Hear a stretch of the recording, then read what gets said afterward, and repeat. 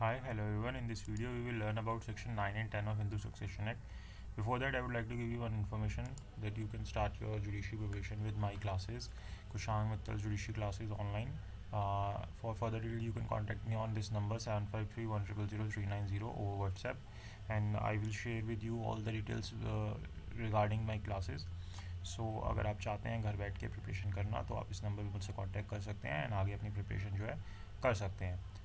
Zone सी भी state से आप बिलोंग कर रहे हैं, जोन सी जहाँ से भी आप हैं और अभी कौन सी भी स्टेज के ऊपर हैं, तो आप गाइडेंस लेके अपनी प्रिपरेशन स्टार्ट कर सकते हैं। ठीक है, चलिए फिर अब हम आते हैं section 8 and 9 and 10 of Hindu succession act के ऊपर। हमने सेक्शन 8 इससे प्रीवियस वीडियो के अंदर समझा था कि सेक्शन जो 8 है वो किस बारे में बात करता है। Now we will understand about section 9 of Hindu succession act की वो क्या बोलता है। तो जैसे कि हमने सेक्शन 8 के अंदर देखा था, उसने हमें प्रेफरेंस के बारे में बताया था कि first we will go to class 1। जैसे हमें जो शेड्यूल के अंदर दिया गया है कि सबसे पहले क्लास 1 के हेयर्स जो होते हैं उनके पास प्रॉपर्टी जाएगी, देन क्लास 2 के पास जाएगी, है ना। एंड देन वी सो कि जो इस तरीके से यहाँ पे हमारे एग्नेट्स होते हैं, देन कॉग्नेट्स होते हैं, उनके पास प्रॉपर्टी जाती है। अगर इंटेस्टेट किसी की डेथ हो जाती है तो किसकी, मेल हिंदू की अगर इंटेस्टेट डेथ हो जाती है तो। Now section 9 says about order of succession among the heirs in the schedule. कि ये जो शेड्यूल के अंदर हमें हेयर्स दे रखे हैं क्लास 1 क्लास 2, बिकॉज यही दो शेड्यूल दे रखे हैं। Other than this no there is no explanation about agnate और cognate. We just know that who is agnate and who is cognate. Agnate कौन होता है, कॉग्नेट कौन होता है, हमें पता है। तो शेड्यूल के अंदर हमें दो क्लासेज दे रखी हैं, क्लास 1 दे रखी है और क्लास 2 दे रखी है। तो क्लास 1 के अंदर कुछ एंट्रीज दे रखी हैं, क्लास 2 के अंदर कुछ एंट्रीज दे रखी है, जिसके अंदर 2006 के अमेंडमेंट के बाद कुछ एडिशंस हुए थे। ठीक है, वो एडिशंस हम अलग से डिस्कस कर सकते हैं, बट कुछ एडिशंस हुए थे। जैसे कि हमें पता है कि सेक्शन 6 को पूरी तरीके से चेंज किया गया था 5 के अमेंडमेंट के बाद पूरी तरीके से चेंज किया गया था, और कुछ वर्ड्स भी ऐड किए गए थे, यानी कि वुमेंस को जो है राइट्स दिए गए थे काफ़ी सारे। तो वो उसके उसके कारण यहाँ पे ना क्लास 1 और क्लास 2 के अंदर कुछ एडिशंस हुए थे, तो वो एडिशंस हम अलग से देख लेंगे। बट यहाँ पे हमें समझना है कि किस तरीके से ये जो हमें सेक्शन 8 के अंदर दे रखा है कि पहले क्लास 1 के पास जाएंगे, देन क्लास 2 के पास जाएंगे, देन फिर एग्नेट के पास जाएंगे, कॉग्नेट के पास जाएंगे, तो किस मैनर के अंदर जाएंगे, वो चीज़ हमें सेक्शन 9 के अंदर बता रखी है। तो ये क्या बोल देता है कि ये जो हम शेड्यूल के अंदर है ना, अभी मैं आपको शेड्यूल दिखाता हूँ, उसके अंदर क्या बोल रहा है कि जितने भी क्लास 1 के अंदर हेयर्स दे रखे हैं उनको प्रॉपर्टी जो है ना वो साइमल्टेनियसली बटेगी। साइमल्टेनियसली का मतलब ये है कि सबको इक्वली प्रोपोर्शन मिलेगा। जैसे कि अगर हम यहाँ पे चलते हैं, जैसे नीचे देखो यहाँ पे ये दे रखा है शेड्यूल। ठीक है, तो शेड्यूल दे रखा है। अब ये देखो सेक्शन 8 के रिगार्डिंग इसने बोला है, अब इसके अंदर क्लास 1 ये बता रखे है ना, मैं क्लास 1 के अंदर कौन कौन आएंगे। तो क्लास 1 के अंदर इसने इन टोटल बता दिया कि son, daughter, widow, mother, son of predeceased son, daughter of predeceased son, इस तरीके से यहाँ पे इसने बता दिया। तो यहाँ पे ना इन सब का इक्वल साइमल्टेनियस शेयर है कि अगर कोई व्यक्ति इंटरेस्टेड डाई होगा और उसके जितने इस तरीके के रिलेशंस है ना, उन सबको प्रॉपर्टी जो है इक्वली मिलेगी। अगर ये सारे के सारे अवेलेबल है ना, तो सबको इक्वल शेयर मिलेगा, सबको अपना अपना हिस्सा इसके अंदर मिलेगा क्लास 1 के अंदर। लेकिन सेक्शन 9 ने क्लास 2 के लिए क्या बोला, देखो सेक्शन 9 ने क्लास 2 के लिए बोला कि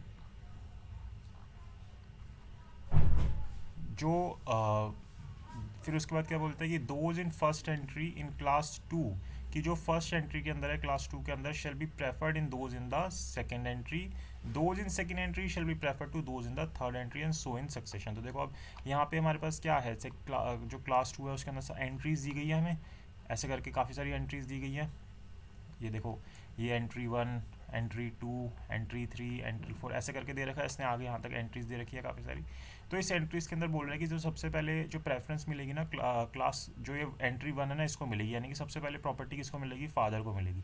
अगर एंट्री 1 नहीं होगी ना तब हम एंट्री 2 की तरफ जाएंगे। लेकिन यहाँ पे क्या होता है क्लास 1 के अंदर अगर ये लोग अवेलेबल हैं तो इन सब के बीच में इक्वली बटेगी। फिर ये लोग अगर अवेलेबल नहीं है तो फिर हम क्लास 2 के अंदर आते हैं। तो क्लास 2 के अंदर हम एंट्री वाइज देते हैं कि सबसे पहले जो व्यक्ति एंट्री 1 के अंदर आएगा उसको मिलेगा, फिर जो एंट्री 2 में आएगा उसको मिलेगा, फिर एंट्री 3 वालों को मिलेगा। लेकिन इस एंट्री के अंदर अगर देखो जैसे आप क्लासेस दे रखे हैं तो इनके अंदर इनका शेयर जो है वो इक्वल होगा। इसके लिए हम सेक्शन 10 के ऊपर आते हैं। तो सेक्शन 9 ने हमें यही चीज़ बोली है। क्या बोला सेक्शन 9 ने कि ये जितने हैं इनको साइमल्टेनियसली हिस्सा मिलेगा, इक्वल प्रोपोर्शन में मिलेगा, लेकिन क्लास 2 के अंदर प्रेफरेंस मिलेगी। सबसे पहले इसको मिलेगा, ये नहीं होगा तब हम इस पे जाएंगे, फिर ये नहीं होगा तब हम इस पे जाएंगे, इस तरीके से हम जाएंगे। तो सेक्शन 9 ने ये बात हमें बोली। देन हम सेक्शन 10 के ऊपर आते हैं कि सेक्शन 10 हमें क्या बात बोलता है।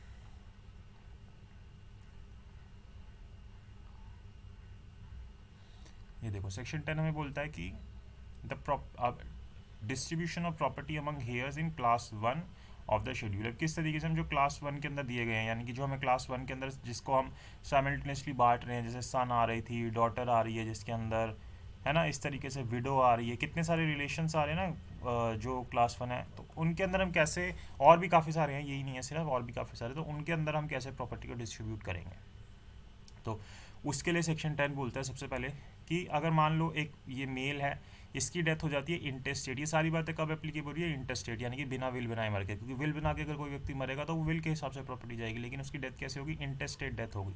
तो ऐसी सिचुएशन के अंदर अगर मान लो कोई मेल जो है इंटेस्टेट डाई कर रहा है, और जब ये डाई किया ना तो इसकी एक से ज़्यादा विडो हो गई, यानी कि इसने 2 शादियाँ कर रखी थी, मान लो ए और बी 2 वाइफ थी इसकी। अब यहाँ पे इसने हमें क्या बोला था सेक्शन 9 ने कि जो क्लास 1 के अंदर हेयर आएंगे उन सबको इक्वल प्रोपोर्शन में मिलेगा, यानी कि अगर इसका एक सन था तो सन को भी एक हिस्सा मिलेगा, डॉटर थी तो डॉटर को भी एक हिस्सा मिलेगा।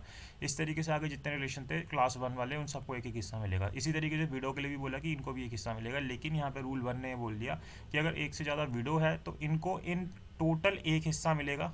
ठीक है, जैसे मान लो अगर 3 इसके हेयर्स हुए, इसके एक सन हुआ, एक डॉटर हुआ, 2 विडोज़ हुई, तो यहाँ पे क्या होगा, ये प्रॉपर्टी जो है 3 हिस्सों में डिवाइड हो जाएगी। एक डॉटर को मिलेगा, एक सन को मिलेगा, और इन दोनों के लिए जितनी वाइफ है ना इसकी, इनके लिए एक ही हिस्सा मिलेगा। ठीक है, इस पूरी प्रॉपर्टी में से फिर वो इसको आधा आधा कर लेंगे। अगर जैसे 2 वाइफ हैं तो वो इसको 1/2 कर लेंगी, 3 है तो 1/3 कर लेंगी, लेकिन इनको इन टोटल में से एक ही हिस्सा मिलेगा, उसमें से अपना डिवाइड करती रहेंगी। तो ये रूल 1 ने बोला कि द इंटेस्टेड विडो और if there are more widows than 1, all the widows together, जितनी भी विडोज इन टोटल है ना, शेल टेक 1 शेयर, तो उनको एक हिस्सा मिलेगा, उसमें वो अपने आगे बांटती रहेंगी रूल 1 के हिसाब से। फिर रूल 2 क्या बोलता है?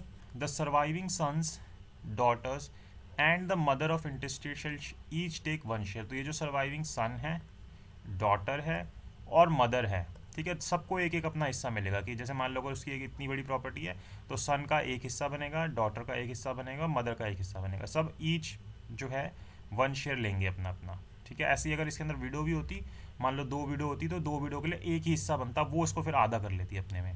ठीक है, 3 होती तो इसको 3 में डिवाइड कर लेती, इस तरीके से होता। रूल 3 क्या बोल रहा है?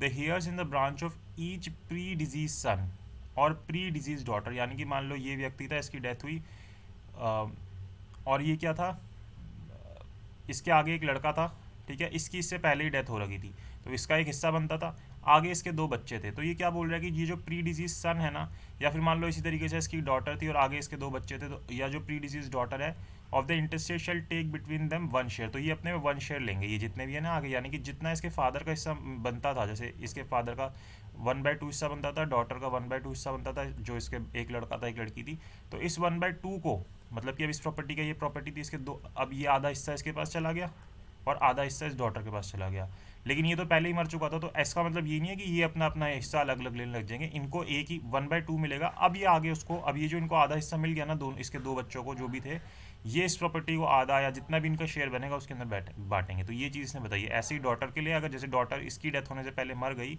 तो यहाँ पे इसकी डॉटर का हिस्सा तो एक ही बनेगा, आगे जो फिर इसके बच्चे होंगे ना, वो फिर जैसे इसका 1/2 हिस्सा बन रहा था इसकी डॉटर का जो पहले ही मर चुकी है, तो अब इसका जितना हिस्सा बना ना उसके अंदर ये अपना डिवीजन करेंगे आगे प्रॉपर्टी का। तो ये चीज़ रूल 3 के अंदर इसने बोली है। और रूल 4 क्या बोलता है? The distribution of share refer to in rule 4। ये जो रूल 3 के अंदर हमने पढ़ा है, ये वाला जो मैंने अभी आपको बताया था कि ये सन का एक बनेगा, डॉटर का एक बनेगा, फिर आगे जो बच्चे हैं वो उसके शेयर में से चीज़ें लेते रहेंगे।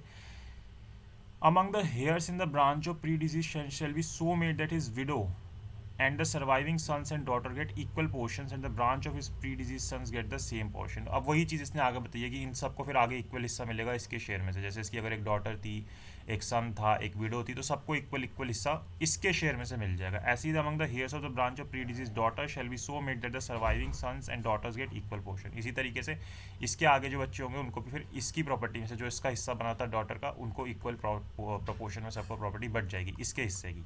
ठीक है, तो ये चीज़ इसने सेक्शन 10 के अंदर बताइए। आई होप आपको सेक्शन 10 और 9 समझ आया हो। अगर आपको कोई डाउट रहता है तो आप कमेंट बॉक्स में कमेंट कीजिए। I have tried my best to explain these 2 sections. Section 9 के अंदर बोला था किस तरीके से हम जाएंगे, और सेक्शन 10 के अंदर पर्टिकुलरली इसने क्लास 1 हेयर्स के लिए बोल दिया। ठीक है, तो आई होप आपको क्लियर हो। अगर आपको वीडियो अच्छी लगी तो लाइक कीजिएगा, ठीक है जी, शेयर कीजिएगा, चैनल को सब्सक्राइब कीजिएगा, और अगर आप अपनी प्रिपरेशन करना चाहते हैं जुडिशरी की तो आप मुझे इस नंबर के ऊपर कॉन्टैक्ट कीजिएगा। Thank you so much for watching this video.